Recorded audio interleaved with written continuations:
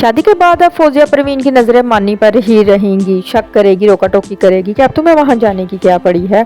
उसे संभालने वाला उसे आ गया है ना, तो मानी भी उसे ढीठ करेगा कि अभी दिन ही कितने हुए हैं उसके माँ बाप को फोत हुए, बल्कि तुम्हें उसके बारे में ये सोचना चाहिए, वो तो तुम्हारी काफ़ी गहरी सहेली थी और तुम इस तरह की बातें कर रही हो। मानी और उसके घर वाले सब आयमा के पास बैठे होंगे तो मानी के घर वाले कहेंगे कि अब तुम्हें अब्दुर्रहमान बाहर जाना नहीं चाहिए।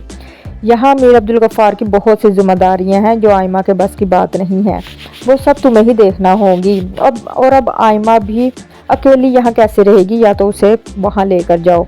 तो आयमा कहेगी कि अब्दुर्रहमान बहुत से खाते खोल कर आया है वहाँ।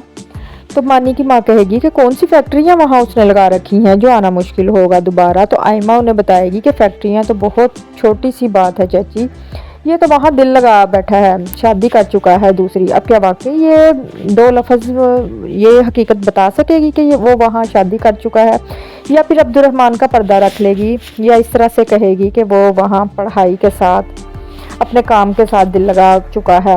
पारस का फ़ोन भी आ रहा होगा उस वक्त उसे, लेकिन वो रिसीव नहीं करेगा। पारस भी वहाँ बेहद परेशान है कि जब से अब्दुर्रहमान गया है कोई कांटेक्ट ही नहीं, और वो ये बात अहमद से शेयर करेगी। मैं सोच रही थी कि मीर पता नहीं आएगा, या तो अहमद उसकी बात काटते हुए कहेगा कि या से आगे सोचना भी बंद। परेशान पारस कहेगी कि उसने तो पाकिस्तान जाते ही नज़रें फेर ली हैं, और अब तो उसने मुझे साफ साफ कह दिया है कि वो अभी फ़िलहाल इतनी जल्दी वापस नहीं आ सकता।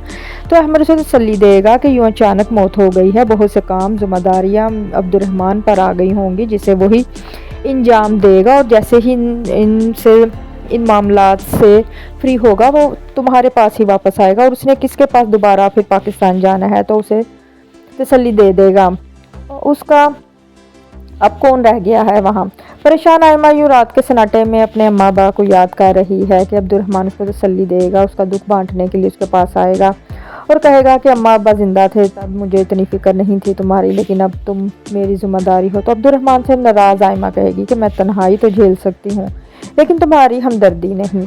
अल्लाह ने मुझे ताकत दी है कि मैं तुम्हारे बगैर रह सकती हूँ, रह लूँगी। तुम यहाँ रहो ना रहो मेरे लिए मायने नहीं रखता, तुम अपनी दूसरी कमिटमेंट निभाओ अच्छी तरह से।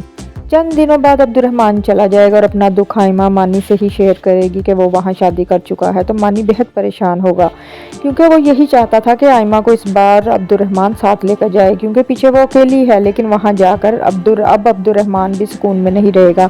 और पारस के चेहरे में भी उसे आयमा ही नज़र आएगी कि उसने आयमा के साथ बहुत ज़्यादती कर दी है, उसे ऐसा नहीं करना चाहिए था। और उसके बावजूद भी उसने किसी को अब तक ये नहीं बताया, उसने जलील नहीं किया, उसने मेरी इज़्ज़त रखी, उसने मेरा पर्दा ही रखा है। अब मज़ीद जानने के लिए मेरे चैनल को लाइक करें और सब्सक्राइब करना मत भूलिएगा।